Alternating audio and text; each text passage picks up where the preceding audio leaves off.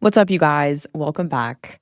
If you are a new listener or if you've been listening for a while, today is going to be one of those episodes that is just a complete share of vulnerability and authenticity, and there will be no formal lesson from this episode, but I'm sure that you and I am setting the intention that you will take things away from this episode because it has been something that's been on my heart that I've wanted to share and record.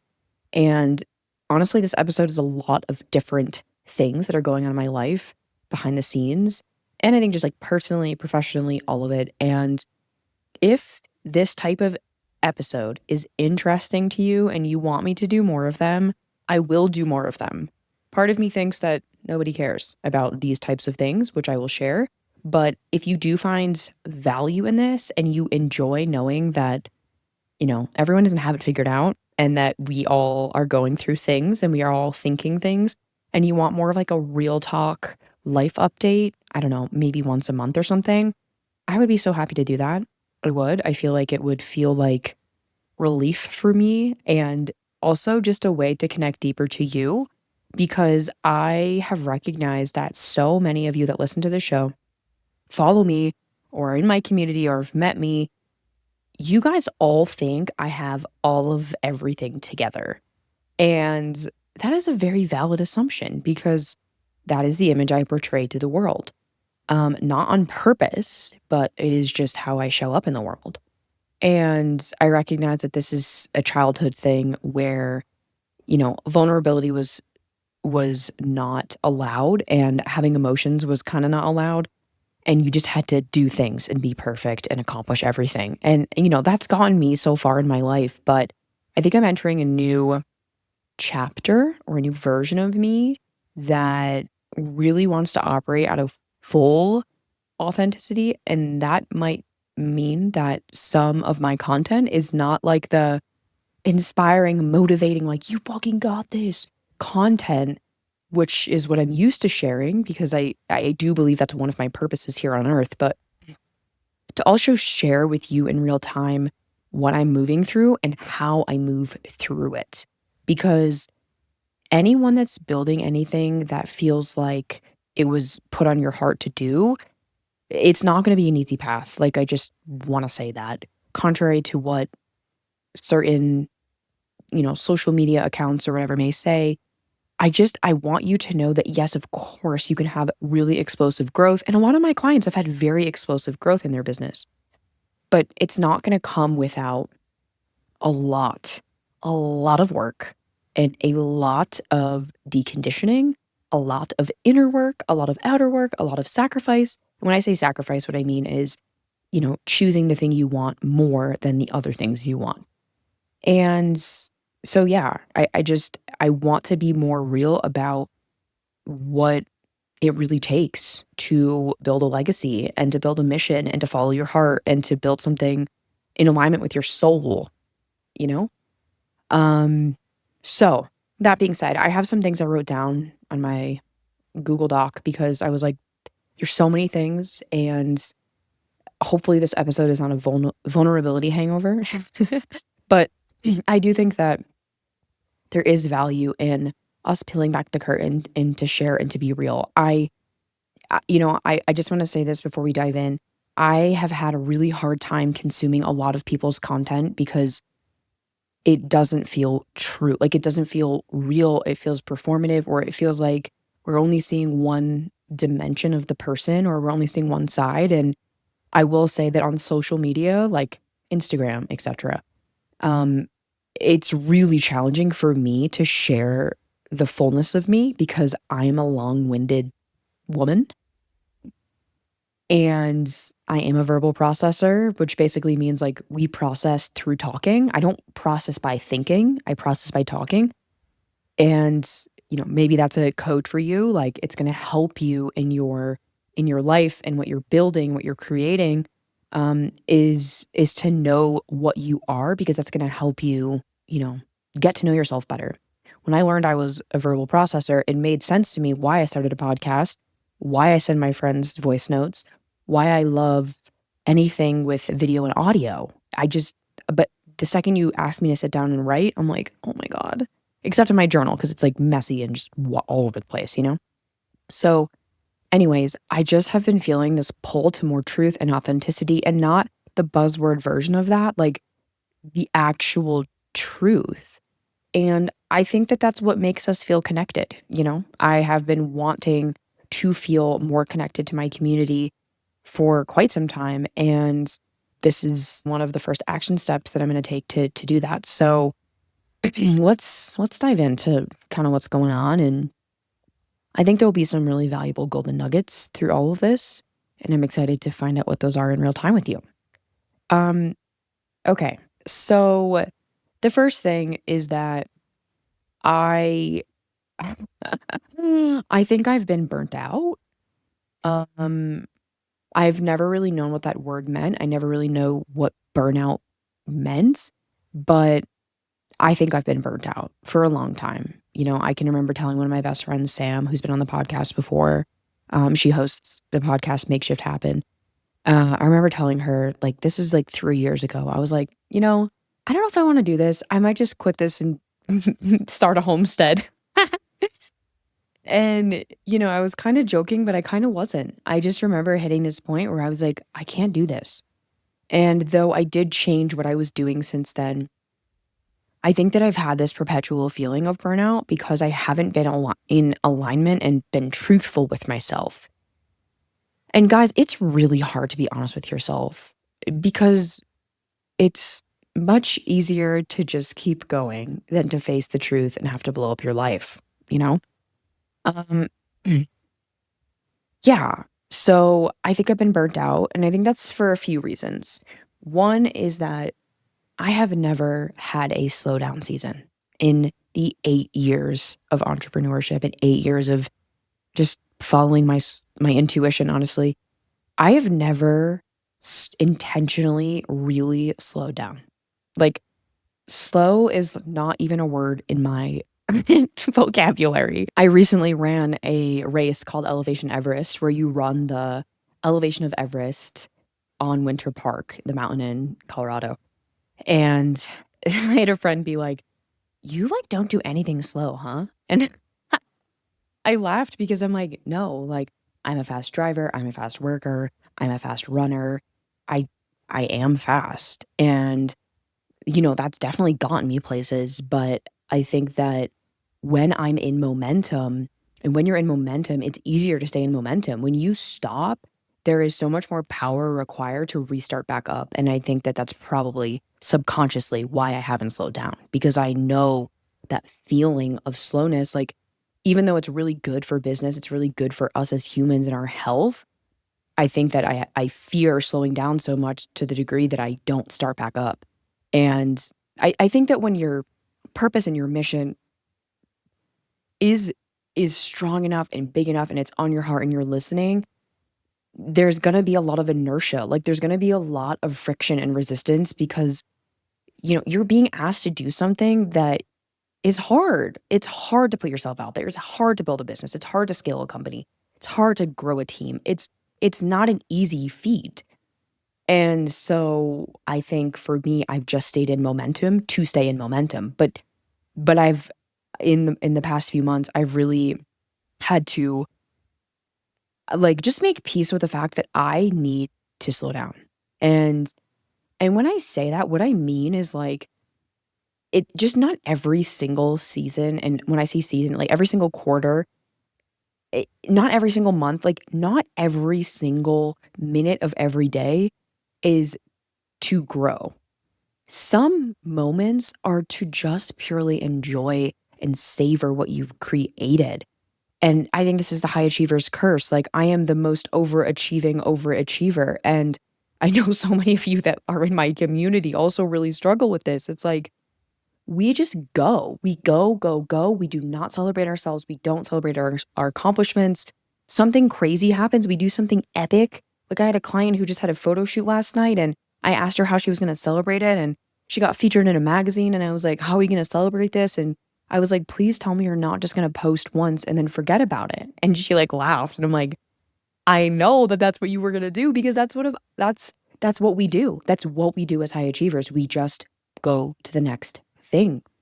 And I'm really working on this because this is one of the main contributors to burnout is we never actually allow ourselves to be where we are. Like earlier today, I just had this moment of being like, "Oh my god, like I have a beautiful life. I truly do. I have the marriage and relationship of my actual dreams." I'm gonna share an Instagram post, a screenshot of a text that Kurt, my husband, sent to me because I just was like, "Oh my god, like I have truly manifested my dream man and I just love him so much." And I have so many incredible friends. I feel strong and healthy in my body. Like there's so many things, right? But when it comes to career, when it comes to work, there is always a sense of perpetual anxiety of more, of more, of more, of not enough, of more.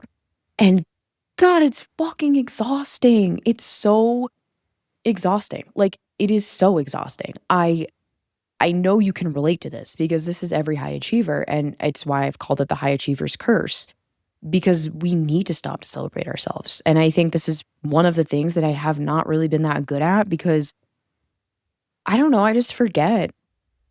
I just forget. I just move because for me, it's like accomplishing things and accomplishing hard things and doing remarkable things is just the norm. It's just what I do. It's not a big thing in my mind, even though it is a big thing. My mind tells me it's not a big thing. I think about my Elevation Everest run. That was really hard, and I had to force myself to make an Instagram post about it, celebrating myself, because typically that would just stay in my camera roll and I would move on with my life and no one would know I would ever do it and la la la la la. And I'm like, I can't do that anymore. That's not like that takes all the joy out of the process of becoming. And I don't want to do that. And it's really depressing, honestly. I feel like it's really easy for me to get into a depressive state and a really highly emotional state. Um, I am a very, very sensitive person, and I think that I mask that with doing, and I want to be better about publicly celebrating myself. Now, you may think that I publicly celebrate myself, but I think that I don't, and I may do it, right? But I don't sit with it for long. I celebrate it for like 5 minutes and I move on. Like that and it's just something I'm working on, you know? And um it's just made me recognize that like the only sustainable way to keep going is to celebrate ourselves and to be proud of ourselves. You know, it's not going to make us not want to pursue more. I think it's just going to make us more proud of ourselves and then we're going to keep doing awesome shit. So, yeah, that's something that I'm really actively working on in real time, and I think it's really hard for me. It's there's a lot of programming I had with my dad being a total perfectionist and definitely projecting that onto me. I remember him telling me, like, "If it's not perfect, it's not worth doing." And while I don't consider myself a perfectionist anymore, I have a mantra now that's good enough is good enough. Like, I truly believe that, but I don't think that anyone in my family has ever really celebrated themselves. I've never really witnessed it, and especially for women, I think that this is something that we all need to do more of because it is so empowering. It's so empowering when we just celebrate ourselves and we, you know, it's not to brag and make other people like it's not to brag for the sake of bragging. It's being like, "I'm really fucking proud of myself." You know, like I did that. And I think that encourages other women and men too, but I think women we definitely have more of this. It really encourages us to take up more space and to like truly be seen in our celebrations and our accomplishments. And that's a beautiful thing. So it's something that I'm continuing to work on. It's a forever journey.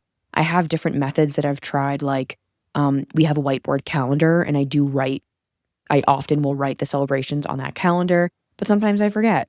I have an ongoing running journal in a Google Doc because I cannot stick with one journal, but I have stuck with the same Google Doc since May and we're in October. That's a long time.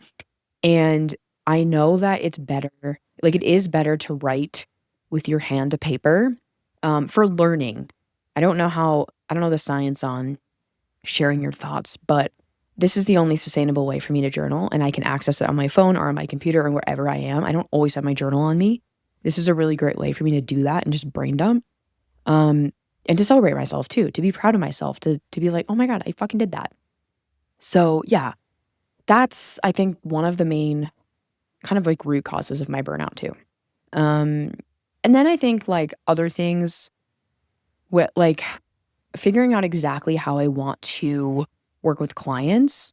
I have worked with clients in every capacity possible. I have had 3 memberships.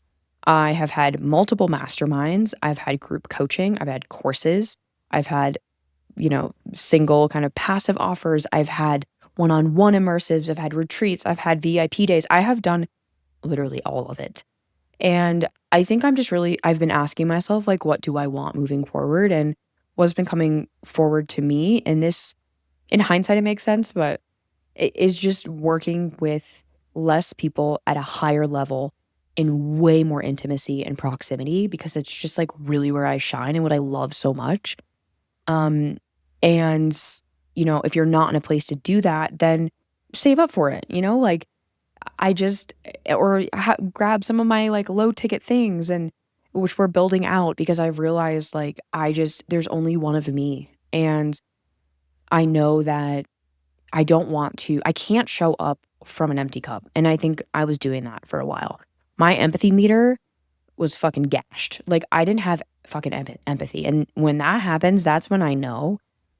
Like, I was having a freaking breakdown to Kurt, and I'm like, "I can't do this anymore." I don't even know what this is, but, like, I can't do this way of living anymore, and so, yeah, it's just making me rethink how I wanna work with clients, and what the what the model is, and even my relationship to my other company, Voice and Visibility, because I kinda see it as, like, 2 things, even though it's one. Like, Voice and Visibility is truly a media company, and my vision with that is growing that to be much bigger than me, because ultimately, one day when I'm 80 or something, probably less than that, but one day I wanna be able to sell the company. I believe in it so strongly. We're gonna have a network. I really wanna have a network where we have a network of podcasts that are based in truth and empowerment and healing and all of these things, where we literally help these shows get out there into the world, and these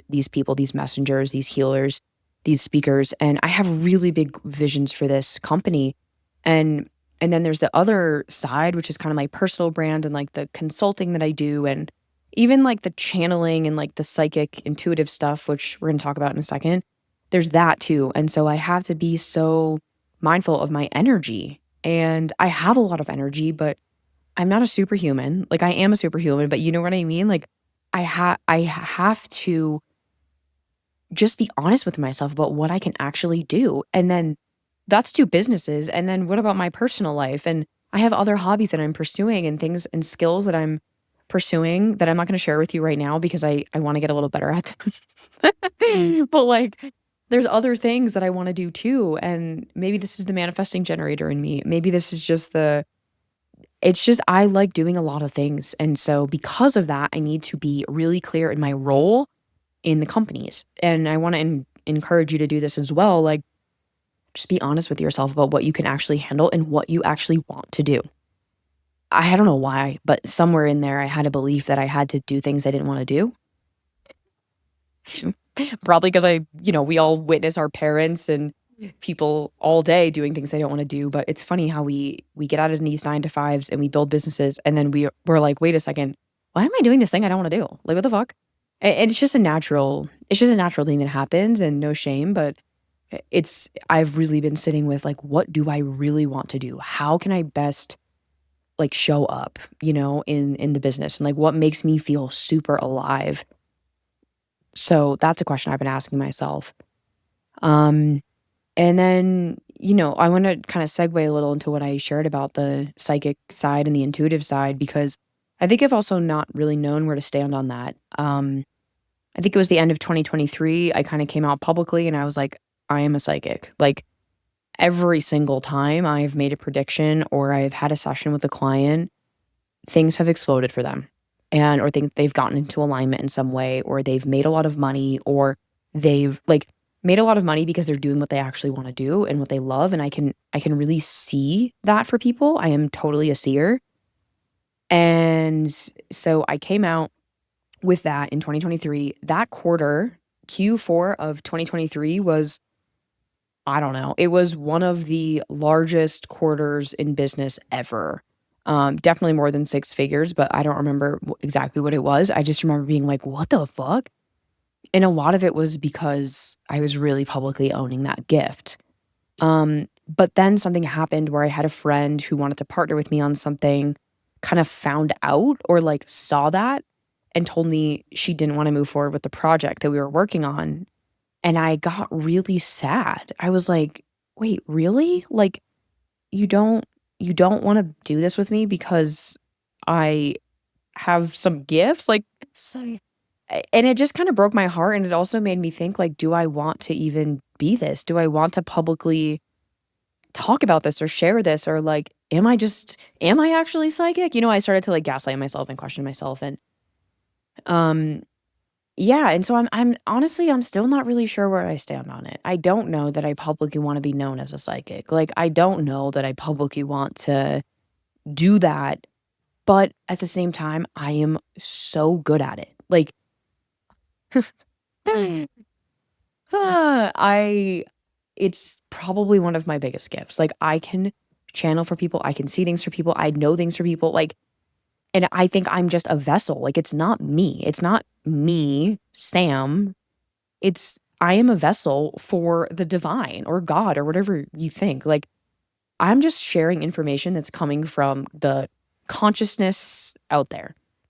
Um, and I can often see people's future timelines. I have a lot of clients that I work with or have worked with where they come to me and they're at a certain timeline in their life and their business, but I can see one of their highest timelines, and or maybe their highest, and so I can tell that they also have this feeling that that timeline is gonna come to life, but because they're in the present timeline, they're, like, frustrated because they know what's possible for them. They know what they're creating. They know that maybe they have kind of visions or premonitions, or they have a sense, like, of where they're going.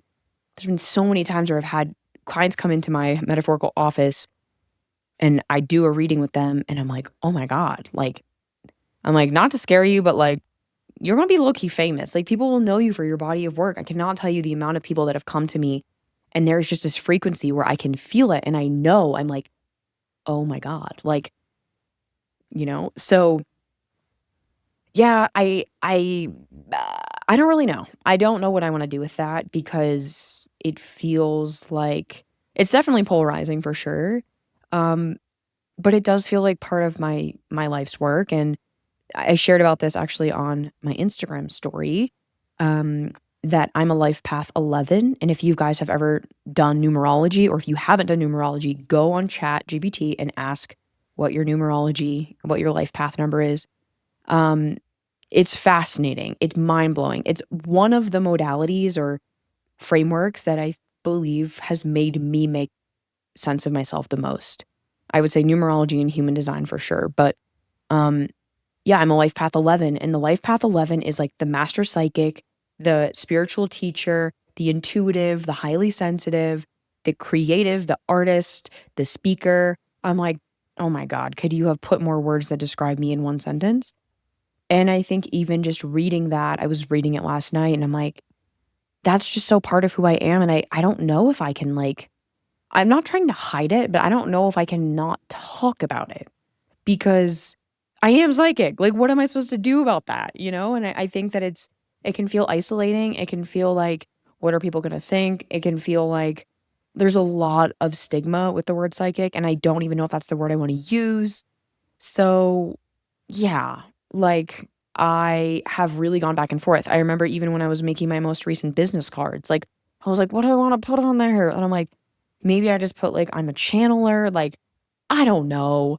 I could just be a speaker and no one needs to know, well, except you all that are listening, but it's just been something on my mind of like, well, what do I do with this? Like, And so I've been praying on it and really just asking, like, what do I do about this? Or do I not do anything and I just like let it be and whatever? But I don't know. I do feel like it's kind of important and it's part of my identity and who I am and my skills that I've been able to hold clients for a long time, meaning like, if you are somebody like me who feels like you constantly outgrow people or like you go on this journey and then you're like, "Oh my god, like maybe you've outgrown somebody you've worked with and you're like, "Okay, they can't really like hold me anymore. They can't like see me anymore." I totally get that, and I think that I have felt that way as well. Um, and I always just find the right people at the right time as I evolve. But something for me that's been really invaluable is to make sure that I keep evolving myself so that I can continue to hold bigger and bigger things, you know?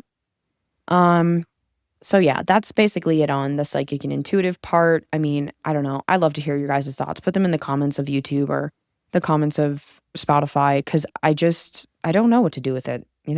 And for those of you that are listening that work with me, like I'm curious to hear your thoughts. Like if you didn't know that I was intuitive and psychic and all of that, would you have worked with me? I've had many clients tell me that they worked with me because they knew I was a channel.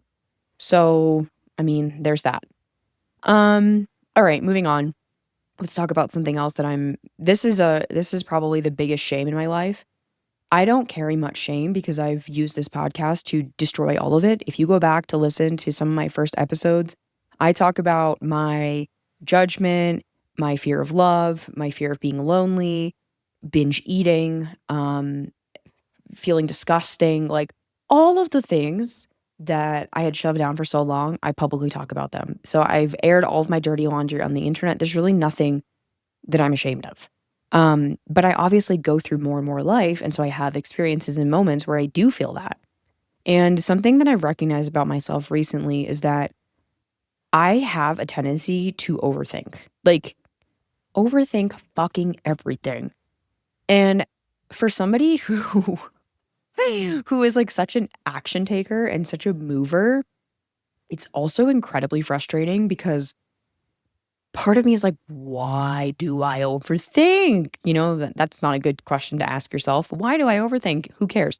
But how do I stop overthinking is the question that I've been asking myself because I'm like, what is actually the root cause of overthinking? And I was searching this the other day and it's literally just fear of failure, anxiety, perfectionism, fear of making the wrong decision. And I'm like, "Okay, yeah, sure." But what's happened is that it's like my intuition will sometimes say something and I will listen, but then a few months later, it will say a completely contrary thing, and then I'm like, "What the fuck?" So it makes me feel like I am all over the place or not grounded or not, like, clear, and so it's really insanely frustrating, and I think that's part of just the pivot and the journey we go on.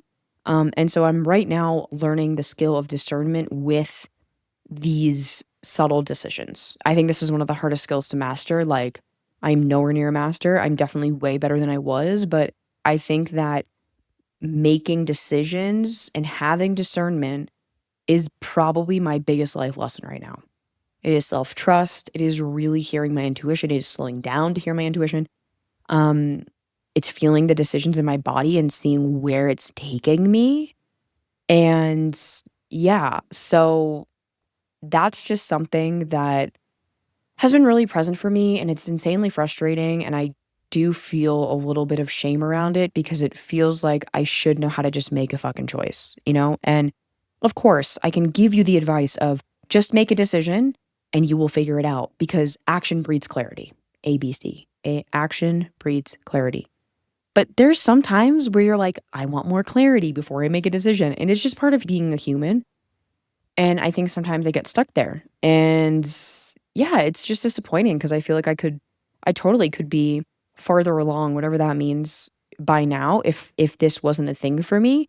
And so I'm working on being a faster decision maker and not stewing on it. I think previously in my life, I was making decisions very impulsively, which sometimes that's really good because you're connected to your gut and you can just do it. I think because I had done that for so long and it kinda got me into trouble, I went to the other side of the pendulum, which was like, "Okay, yeah, I think I need to, like, take some time with this and think about it." But, yeah, I need to come back to the middle to make decisions a little bit quicker and not feel bad about it. It's just part of it.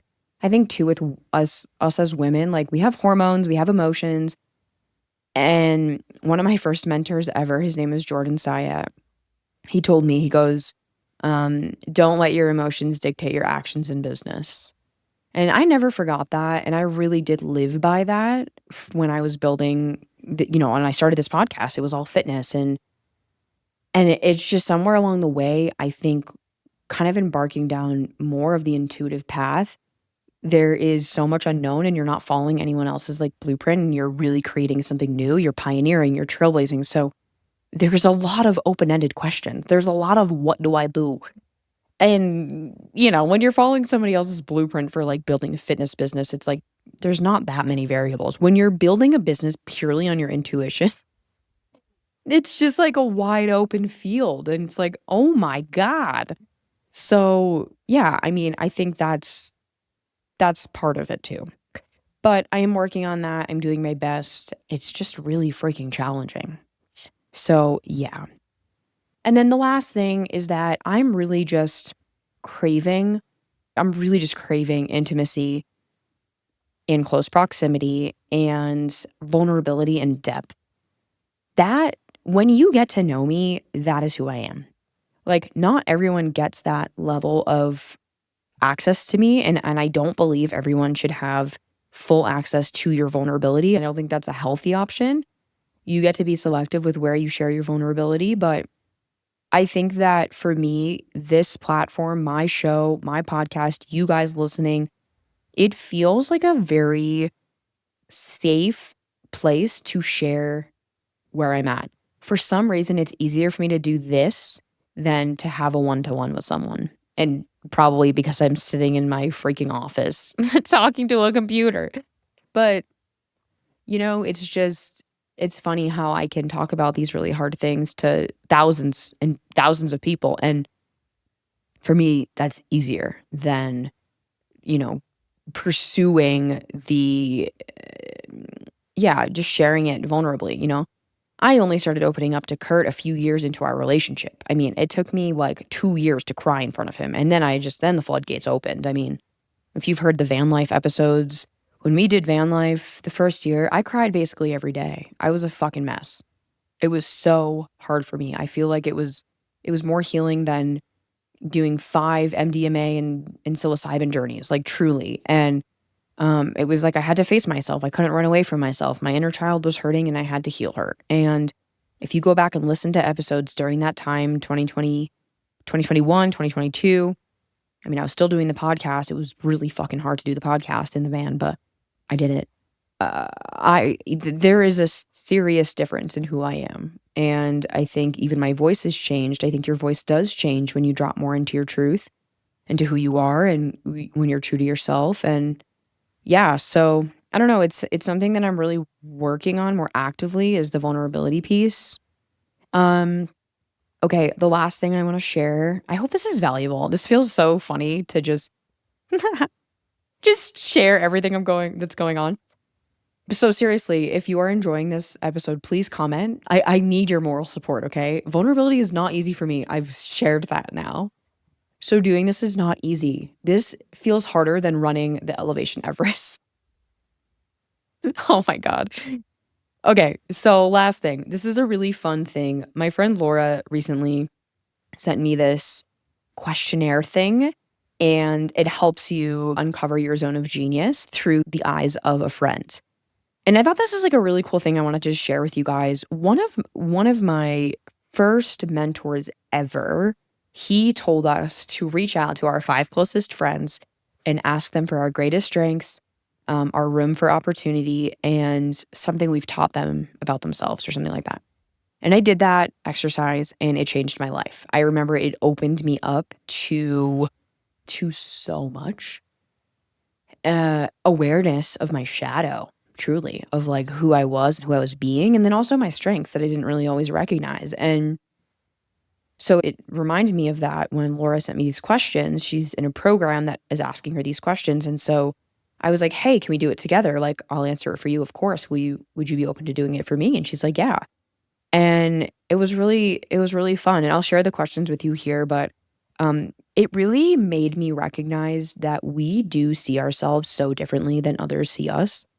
And, the more we ask for these types of reflections, the more that we can clearly see ourselves. And I think that somewhere along the line, like we were never taught to do that. Like everyone just assumes that we should know who we are, but our identity is such a, oh my God, innocuous thing. And it also is ever changing. And so it's like when we get all of these mirrors and reflections from all these different types of people and they're all saying the same thing, it's pretty remarkable. I have a poster back here. I don't think you can really see it because it's a little blurred out, but um, it says, "If only you could see yourself in my eyes." And I wanted to put a hyphen inside God because I think that one of the biggest gifts that we could give other people is helping them see themselves better. I think we all have a very skewed self-image. It's like one of the things that I'm the most passionate about. It makes me so emotional, I think because I for so long I never saw myself, and I relied so much on external validation and I didn't think I was good enough. And if you listen to the suicide episode, I don't even know what episode that was, what number. We can put it in the show notes. But like when I was at my rock bottom, seriously contemplating my life, like why am I here and what the fuck is the point? I just remember being like, I don't matter. Like, I don't matter and nobody cares about me and nobody sees me. And I think back to that version of me in 2016. It's almost been a year since, or 10 years since then, standing right on the train tracks about to go home from my 9 to 5 in architecture and about to go back to my apartment. And I was just so depressed. I did not want to be alive. I really didn't. And to think that I have become the woman I am today. And of course, I'm not perfect and I have more work to do. And, I'm still in this process of becoming. I just think back to that little girl inside who was so much in pain. And so this exercise is more than just like answer these questions. It's truly life altering. Um, so yeah, and I might even make like a training on this or something because it just matters so much to me. But anyways, I'll share the questions with you and feel free to pause this episode and take some notes and you can send them to a friend and do it too. But here we go. The first one is, if I suddenly disappeared, what unique thing about me would you miss most? If I suddenly disappeared, what unique thing about me would you miss most? And hopefully Laura's cool that I shared this, but she told me that she would miss my zest for life, my humor, my spunkiness, my passionate demeanor, my ability to make every situation fun, and my lightheartedness and charisma. I'm gonna cry. I don't think, God, I did not think I was gonna cry on this episode. I don't think that I realized that that's like who I am. Um, yeah, it's so funny. Like, there is definitely a part of me who does not really see myself. And I think like hearing her words and also like, of course, all of the reflections from like the people close to me and friends and clients and yeah, like, people say that, but I think I just never fully received it. And I'm still in the process of receiving that because I'm like, wow, like that's who I am. Like that's pretty fucking cool, you know?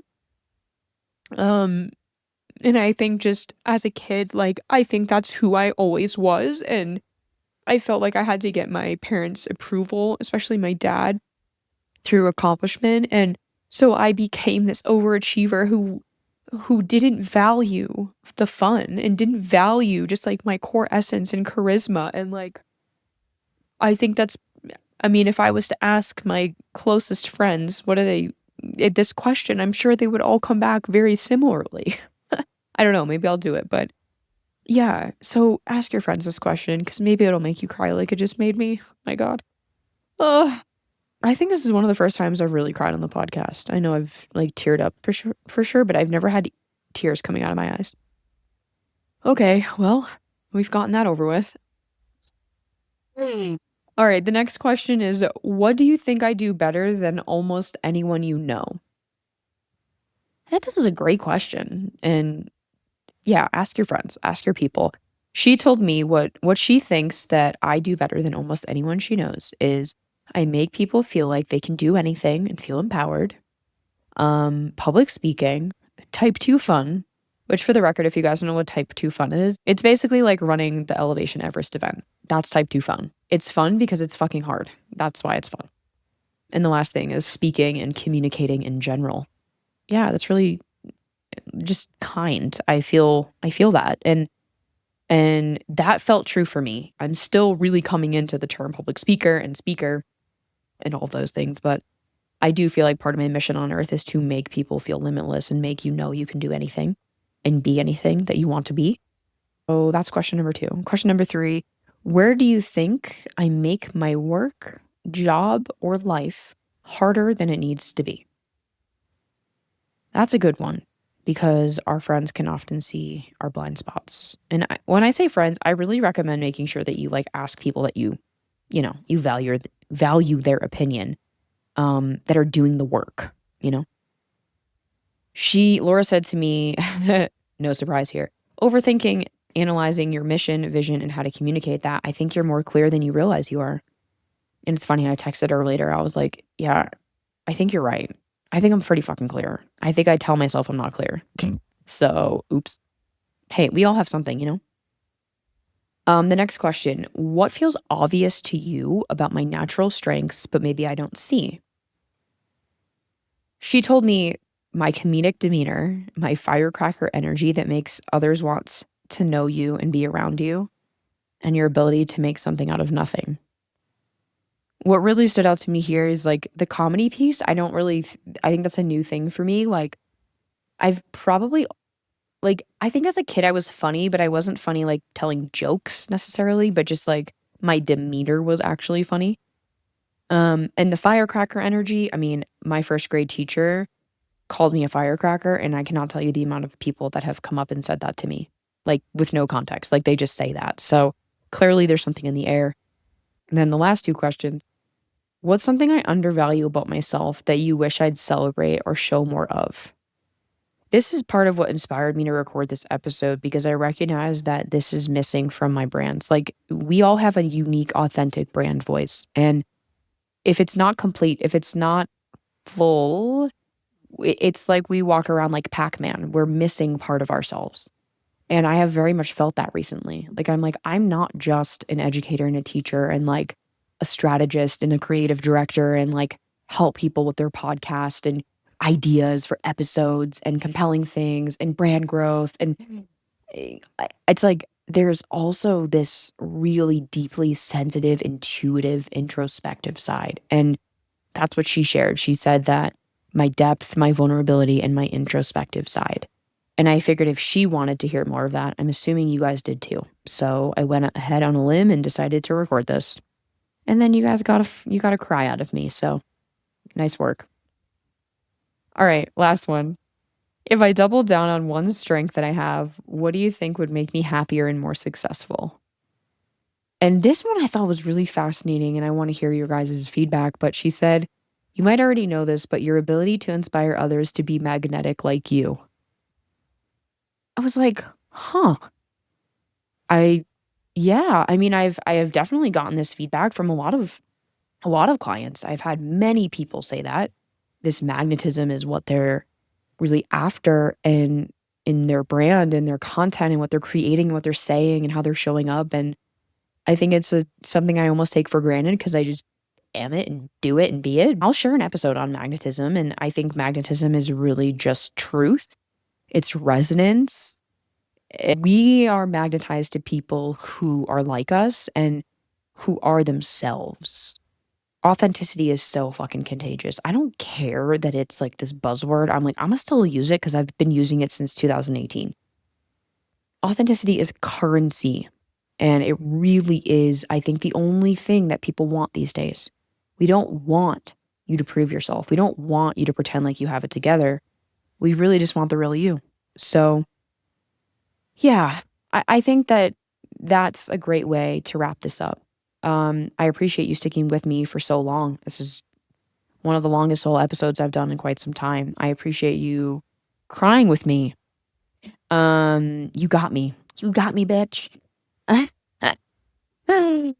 But yeah, I hope that this gives you more of a glimpse into my world, and I really do want to know in the comments, was this helpful? What was helpful? What lessons did you get from it? Like, what did you get out of this? Like, do you want me to do one of these per month? I will do it. I will share vulnerably the business building process, what it's been like, the challenges, the strengths. I think it's really fun to share it in real time. It's vulnerable, but at this point, I have nothing to lose, you know? And I don't think enough people are doing it. And I don't know, I just love it. I love when people share openly about their journey. So I'm learning how to do that and to be vulnerable. So thank you for letting me do that. I hope that this landed. I love you guys. And please make sure if you're not subscribed or you haven't sent this to your friends, please do it. I hope that this episode and my show in general makes you feel less alone. Um, yeah. So thank you. I love you guys, and I will see you next week. Alrighty. Bye.